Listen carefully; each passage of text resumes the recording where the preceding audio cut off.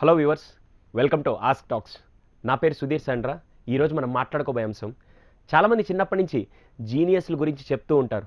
ఒక Albert Einstein గురించో, Newton గురించో ఇలా వీళ్ళందరూ జీనియస్ అని చెప్తూ ఉంటారు.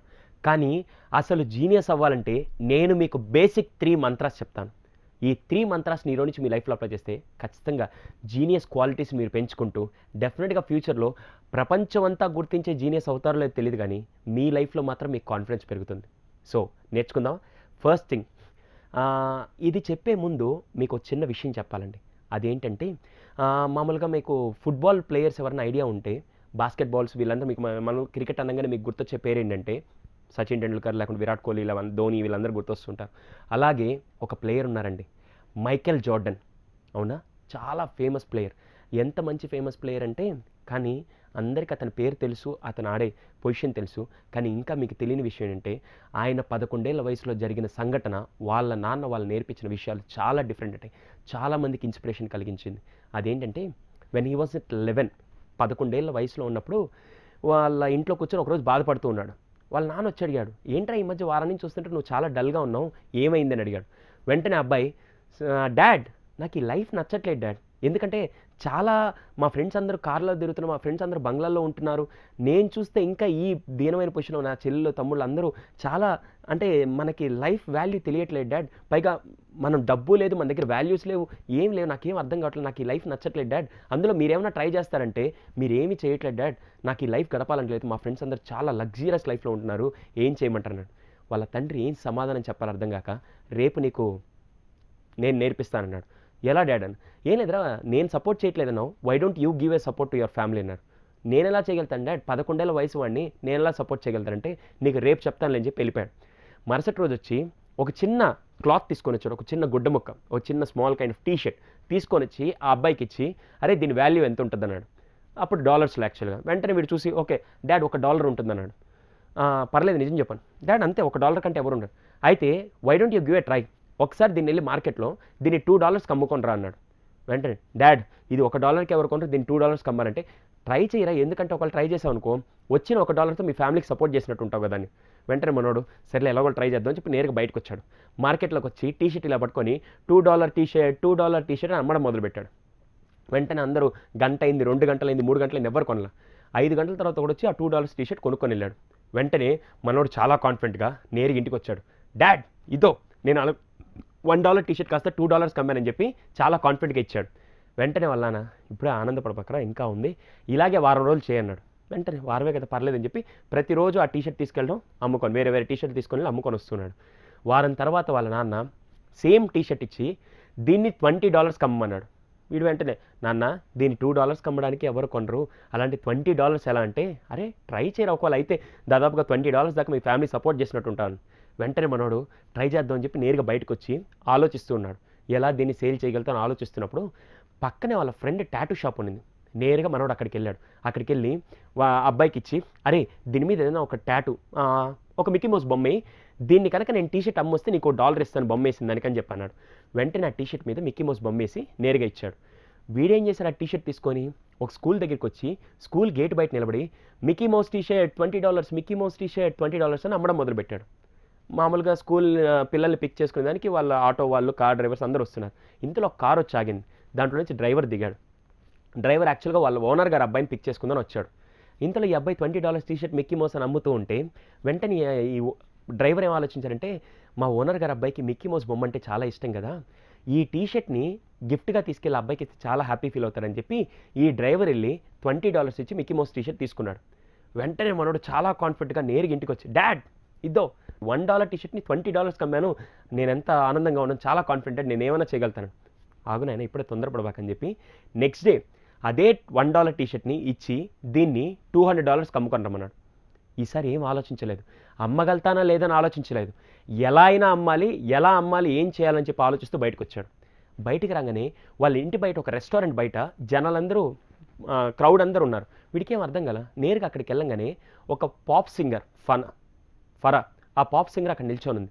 వెంటనే ఆమెను చూడంగానే వీడు వెంటనే ఎగ్జైట్ అయ్యి, సెలబ్రిటీస్ కదా, సెలబ్రిటీస్ దగ్గర మనం ఏం చేస్తాం, ఇప్పుడైతే సెల్ఫీస్, అప్పట్లో ఆటోగ్రాఫ్. నేరుగా ఆమె దగ్గరికి వెళ్ళి, ma'am Farah ma'am, I'm your biggest fan, why don't you give your autograph అన్నాడు. వెంటనే ఆమె ఆటోగ్రాఫ్ ఇచ్చింది.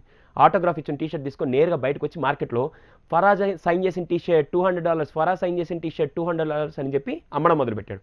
ఇంతలో చాలామంది ఒక 4-5 వచ్చేసారు. వీడు వెంటనే చాలా స్మార్ట్గా బిడ్డింగ్ స్టార్ట్ చేశాడు, అంటే వేలం పాట స్టార్ట్ చేశాడు. 300, 400, 500, 700, 900 అలా స్టార్ట్ చేసి 1200కి ఆ టీ షర్ట్ అమ్మాడు. నేరుగా ఇంటికి అసలు కాన్ఫిడెంట్గా ఉండే పర్సన్ ఎలా వస్తారో అలా స్ట్రౌట్గా భుజాలు ఇలా పెట్టుకొని నేరుగా వచ్చి, dad I'm the most successful person, నేనే గొప్ప వ్యక్తిని, ఈరోజు ఎంత బిజినెస్ అని నేను చేయగలుగుతాను, చూడు $1 టీ షర్ట్ని 1200కి అమ్ముకొని వచ్చానని చెప్పి చాలా గర్వపడుతూ నేరుగా డాడ్ దగ్గరికి వచ్చాడు. డాడ్ దగ్గర రాగానే అప్పుడే డాడీ చెప్పాడు, ఇప్పుడు అర్థమైందా నీకు లెసన్ అన్నాడు. ఏం లెసన్ డాడ్, నేను అమ్ముకొని వచ్చాను అంతే కదా. లేదురా యువర్ ఏ జీనియస్ అన్నాడు. వాడికి ఏం అర్థం కాల. ఏంటి జీనియస్ డాడ్ అని. Genius is none other than, genius అంటే ఎవరంటే ఫస్ట్ పాయింట్ గుర్తుపెట్టుకోండి. 3 మంత్రాలు చెప్తాను కదా. First Mantra, adding value to something is nothing but genius. Adding value to something is nothing but genius. అర్థమైందండి. అంటే ఈరోజు $1 టీ షర్ట్కి వాల్యూ యాడ్ చేసి నువ్వు $2 కమ్మావు. ఈరోజు అదే $1 టీ షర్ట్కి వాల్యూ యాడ్ చేసి $20 కమ్మావు. ఈరోజు అదే $1 టీ షర్ట్కి వాల్యూ యాడ్ చేసి $1200 కమ్మావు. అంటే adding value to something is nothing but genius. అంతేగాని అమ్మలేను, నేను చేయలేనని చెప్పి వదిలేసావా? ఆల్టర్నేట్ సొల్యూషన్ ఏమైనా కనుక్కున్నావా? అవును డాడ్, ఆల్టర్నేట్ సొల్యూషన్ కనుక్కున్నాను. వదిలేయకుండా, ఒక ప్రాబ్లమ్ని సాల్వ్ చేయలేనని చెప్పి వదిలేయకుండా ఆల్టర్నేట్ సొల్యూషన్స్ కొనిపెట్టి ఆ ప్రాబ్లమ్ సాల్వ్ చేసేవాడే జీనియస్ అని చెప్పన్నాడు. అర్థమవుతుందని. Adding value to something is nothing but genius. ఓ, ఇంకా మీకు క్లారిటీ కావాలంటే నేను ఇంకో చిన్న విషయం చెప్తాను. ఇదేంటండి ఇది? కర్చీఫ్. అవునా? ఏం మాయా మంత్రం ఏమీ లేదు. కర్చీఫ్. అవును, ఈ కర్చీఫ్ దేనికి తయారు చేశారండి?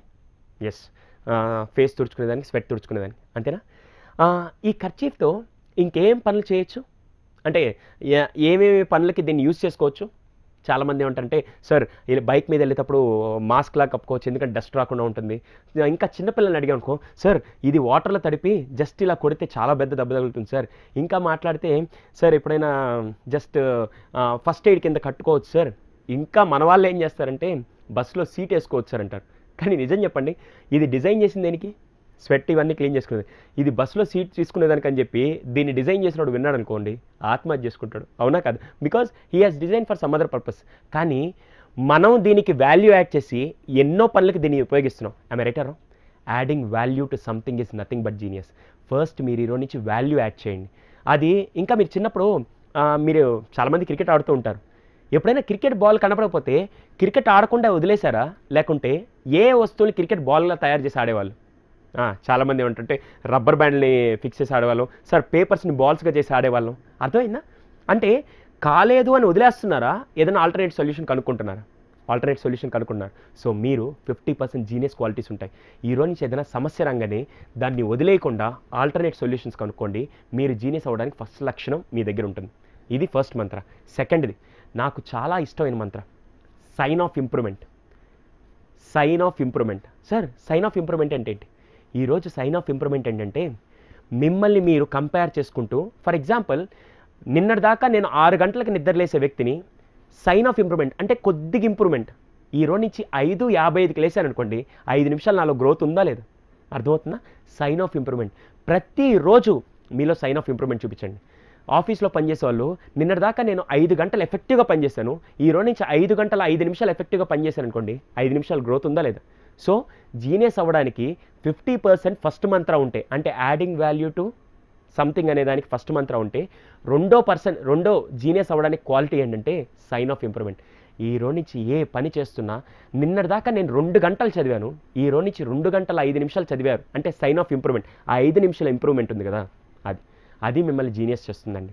So sign of improvement. మూడోది చాలా చాలా చాలా కష్టమైనది.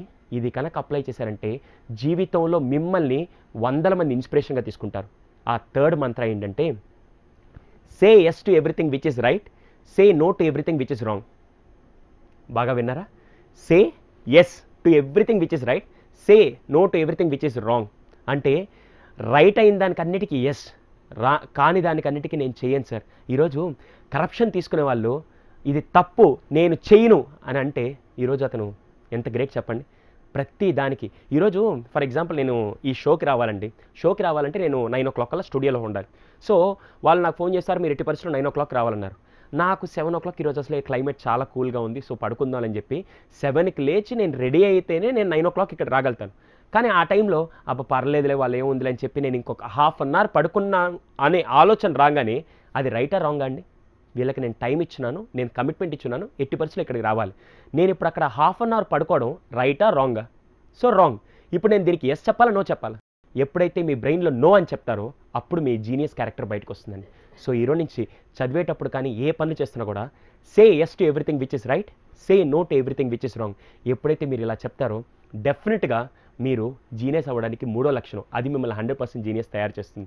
ఫస్ట్ ఈరోజు నుంచి మీరు చేయాల్సింది ఏంటంటే 3 విషయాలు మాత్రం జీనియస్గా అప్లై చేయండి. ఫస్ట్ది add value to something, okay. రెండోది సైన్ ఆఫ్ ఇంప్రూవ్మెంట్. మూడోది say yes to everything which is right, say no to everything which is wrong. ఈ 3 విషయాలను అప్లై చేస్తే మీరు జీనియస్ అవుతారండి.